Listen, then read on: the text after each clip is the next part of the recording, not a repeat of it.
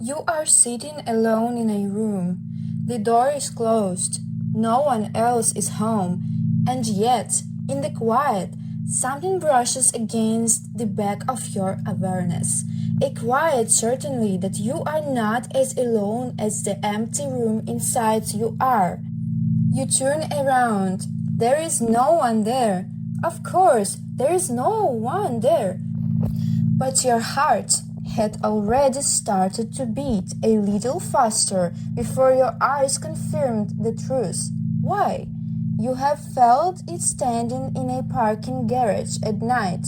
You have felt it walking down an empty hallway. You have felt it in your own bedroom in the dark. That prickle along the back of the neck, that pull to turn and look, the strange animal conviction that a pair of eyes has found you. Most people assume it means nothing, a trick of the nurse, a jumpy imagination, but the real answer is far stranger, because that feeling is not a malfunction. It is one of the oldest survival systems you carry, older than language, older than fire, older than your species itself. And it is doing exactly what it was built to do. To understand it, you have to go back, not a few hundred years, not a few thousand, millions. Your distant ancestors did not live in rooms. They lived on open grasslands and at the edges of forests, surrounded by things that wanted to eat them. Leopards, hyenas, big cats that hunted by stalking, by waiting, by watching from the tall grass before they struck. For these predators, the eyes came first. The stare came before the pounce. So picture two early humans on that ancient plain. One of them has a brain that ignored the feeling of being watched. The other has a brain that snaps to attention at the faintest hint of a hidden gaze. Which one lives long enough to have children? The answer wrote itself into your nervous system. The descendants of the nervous ones, the ones who turned around, the ones who flinched at shadows, and the ones who survived to pass their gains forward. You are one of those descendants. Every single one of your ancestors, going back an unbroken chain of millions of years, but alert enough, anxious enough, watchful enough to live another day. You did not inherit the calm ones. The calm ones got eaten.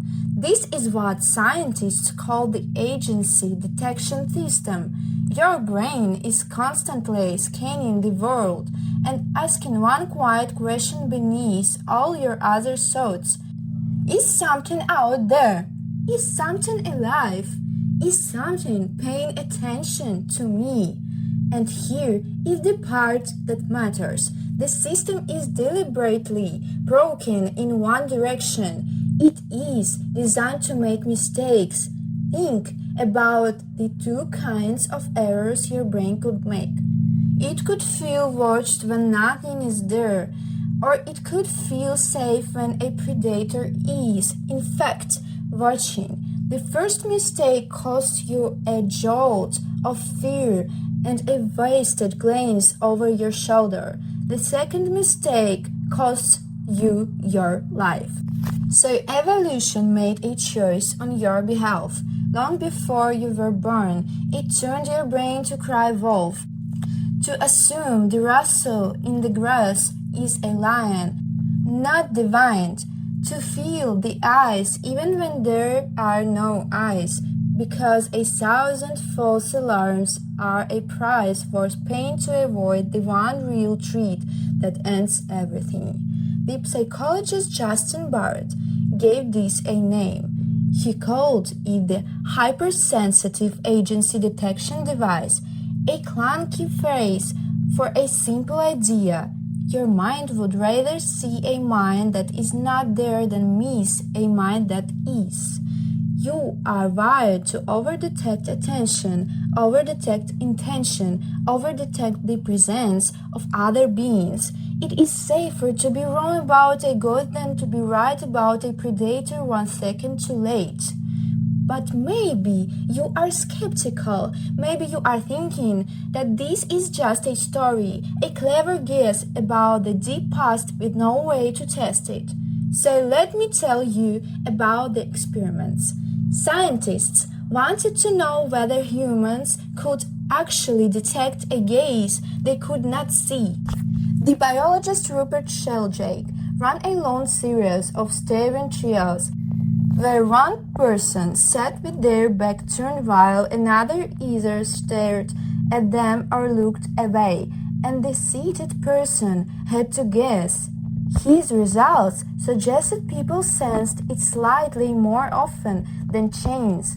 His work is controversial, and many researchers pushed back hard on these methods, but the controversy itself revealed how badly we want to know the answer to this question. The deeper science came from somewhere else, from the brain itself. There is a region buried deep in your brain called the amygdala. Think of it as your internal alarm system, the part that processes fear before you are even consciously aware of being afraid. And researchers discovered something remarkable about how it responds to eyes.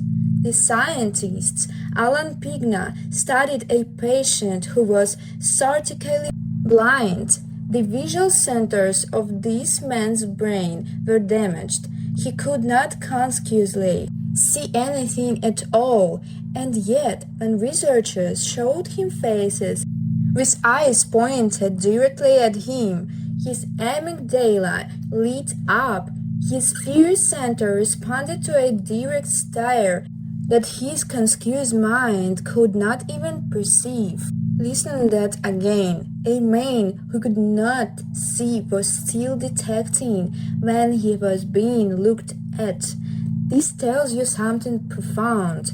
The detection of a gaze does not require your eyes or your conscious awareness. It runs on an older, deeper, faster track, a subcortical highway that bypasses your thinking mind entirely and speaks directly to your fear. It evolved to be fast because in the world it was built for. Slow meant death. And then there are the eyespots. Look closely at the wings of certain moths and butterflies. Look at the feathers of a peacock. Look at the markings on certain fish and caterpillars. You will find them everywhere in nature. 2 dark circles, a pair of false eyes. Creatures evolved this pattern specifically because predators flinch at the sight of a stare. The illusion of being watched is so powerful, so universal, that animals across millions of years of evolution learned to fake it just to survive. Eyes are a language every living thing already speaks. So the feeling in that empty room is not madness, it is heritage. But now comes the twist. The same system that kept your ancestors alive is the system that haunts your modern life in ways you rarely notice. Consider this. Researchers have repeatedly found that when people are shown even a crude image of eyes, just 2 dots and a line, their behavior changes. In one well-known study, a coffee station with an honestly box collection nearly 3 times more money when a picture of eyes was taped about it compared to a picture of flowers. No one was actually watching. The eyes were printed on a paper, and still people behaved as though they were being seen. Your sense of being watched does not just frighten you, it governs you. It makes you more honest, more cautious, more cooperative. The simple feeling of a gaze, real or imagined, quietly steers your morality. Now, think about the world you have built around yourself. Cameras on every street corner, a glowing rectangle in your pocket that may or may not be listening, social media feeds where thousands of invisible strangers can watch your life unfold.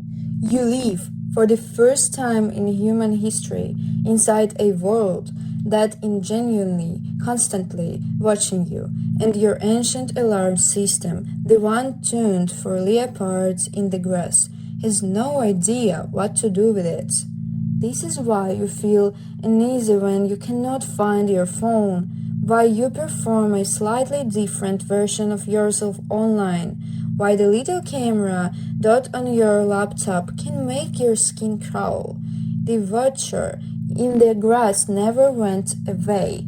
It just changed shape. It became a lens, a screen, a notification, a crowd of eyes you will never meet. And here is the part that should give you pause.